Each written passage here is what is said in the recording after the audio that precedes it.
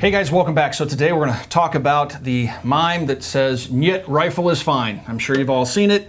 It has a good old comrade sitting there holding an AK-47 in its traditional form. His hand is out and he's pushing away typically a top cover with a rail on it or something like that. And I was just over at Rob Ski's place this last week, and we talked about that. As you guys know, if you follow AK Operators Union, they like to modify their AKs quite a bit. They put what we call force multipliers on them: red dot sights, flashlights, handguards, forward grips, and all sorts of stuff, collapsible stocks, extendable stocks. And there's a reason for that, because modern rifles have those features. They improve your ability to use the rifle effectively, to hit what you're aiming at, whatever. So that's what we have out in front of us here, is a collection of original styled firearms and modified firearms, both from the AR-15 camp and the AK camp. So Dave, what are your thoughts on all this? You talk to folks in the store too that come in, and we see both types of people come in. We see the guys that want to buy an AK and they want to modify it, and then we have the guys that want to buy a wood-stocked rifle and think you should never do anything to an AK. Yeah, we get quite a few of the traditionalists in where they want just a traditional wood furniture. They want that look about the rifle. But really, when we equate that to AR-15, it's a fairly antiquated setup, right? Compared to the modern features that they offer now. Well, here's the Colt SP1. This is what the M16 looked like in the 60s when it was first developed and first started to be used by the U.S. military. It's evolved a lot from this point, but we don't see people complaining about 1913 rails across the top. We don't see people talking about it being a problem. Put a key mod handguard on it, even getting rid of the front sight post completely and putting flip-up sights on it. There's just, nobody seems to have a problem with modifying the AR-15. It seems to be the AK, for some reason, that some folks feel should be kept in the Stone Ages back in the 1940s. While this thing was designed in the early 60s, people were more than glad to bring it into the modern era with modern accessories. So to that point, here's an AK, and Dave and I have worked to, it's not like we originated this thought or anything, but we were talking about what a basic fighting rifle should look like. And really, a red dot sight is a must these days. I think so. I think it's pretty much a staple. A lot of guys, when they buy their new AR, their new AK, the first thing they're looking for is a good optic for it. Right. And red dot sight is a great way to go. Magnified optics are a good way to go. There's a great number of, like Bro BCOs. I'm a big fan of those. Trijicon optics. There's even Primary Arms makes some really cool power optics and stuff like that are good alternatives for you, but they improve your chances of being able to actually hit what you're aiming at. Even a red dot sight is far more easy to use than the traditional iron sights found on the AK or the AR-15. I was just out at the range shooting in the rain and with an AR-15, and as the cloud cover came over and I started to lose light and the rain was coming down, my sights were washing out and my group sizes opened up.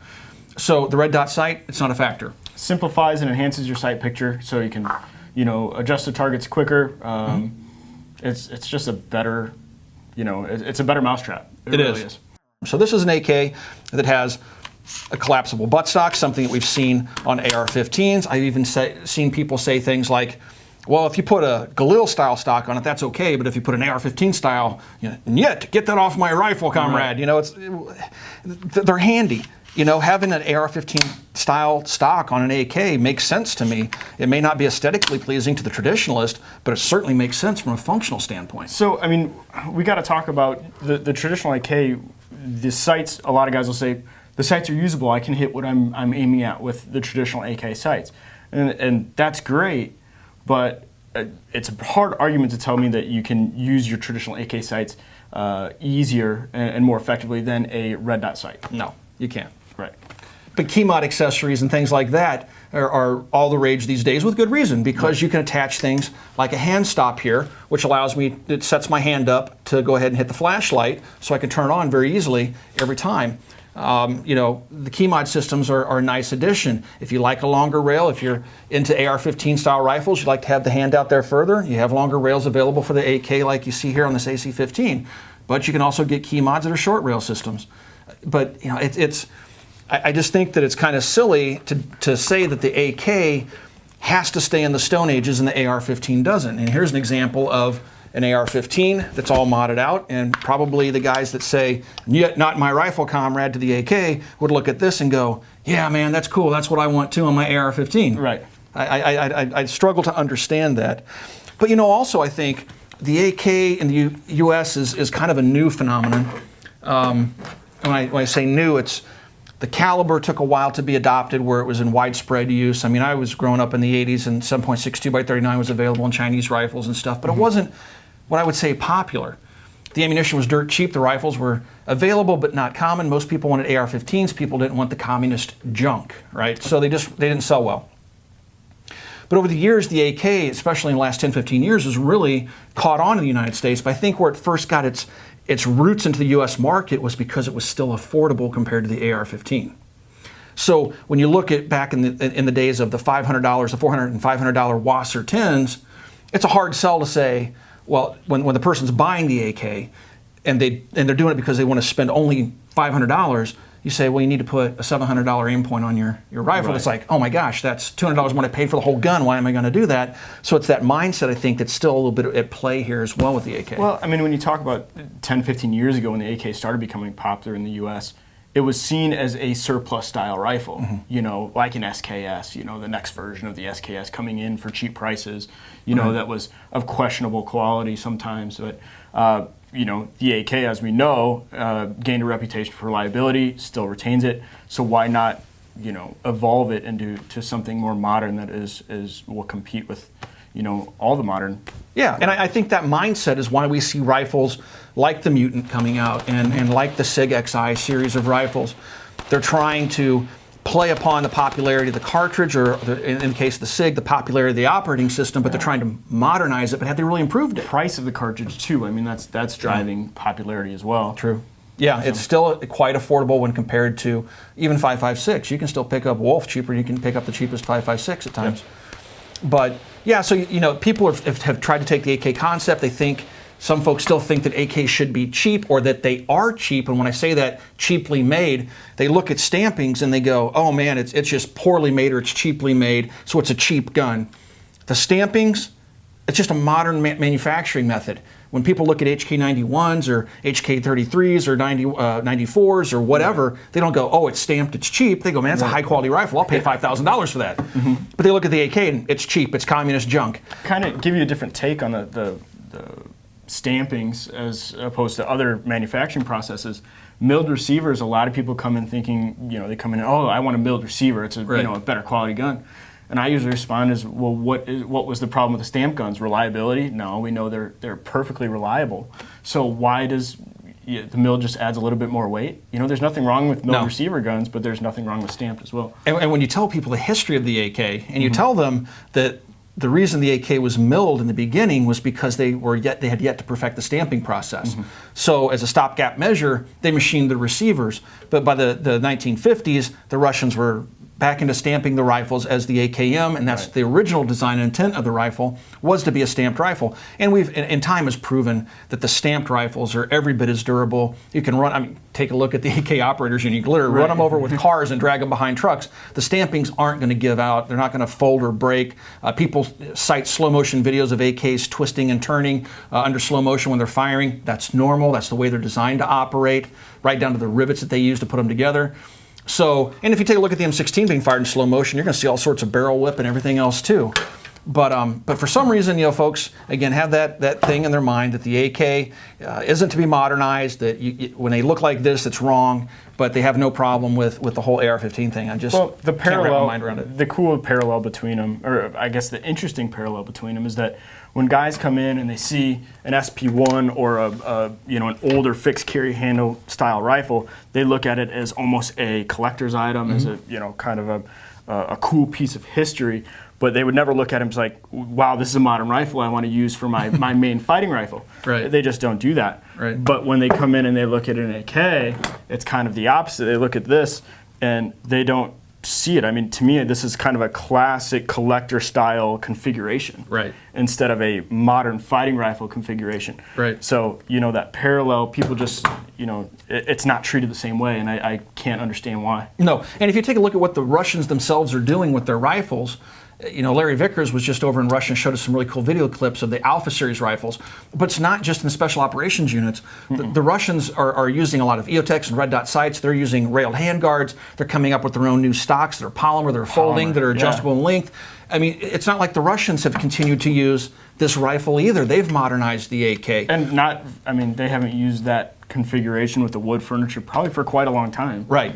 But, you still see them on the battlefield. You do see this rifle on the battlefield when you're fighting third world countries or when you're fighting, irregular military, like what we've run across in Iraq and Afghanistan. You will see these rifles still in use. But I would guarantee you the people using these would much rather have one of these. Right. It's just they don't have it available to them.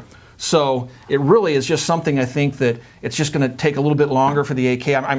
I was really surprised to see how quickly the AK came onto the scene, like again, in the last 15 years or so, 10, 15 years, and gained such popularity. Really, in the last 3 to 5 years, right. I mean, it's really taken off. I mean, we've seen a whole bunch of companies. It's been a steady increase over the 10 or 15, but in the last 3 to 5, it's just skyrocketed. Right, and people are making rail systems for them. Like 15 different companies are making rails. You have UTG and Midwest Industries, and everybody is making rails for them. Manticore Arms makes rails for just about everything on the planet, and so you're seeing all these companies jumping in the game and updating the AK. But we still have this small cadre of folks that think, and yet not my rifle. The rifle's fine.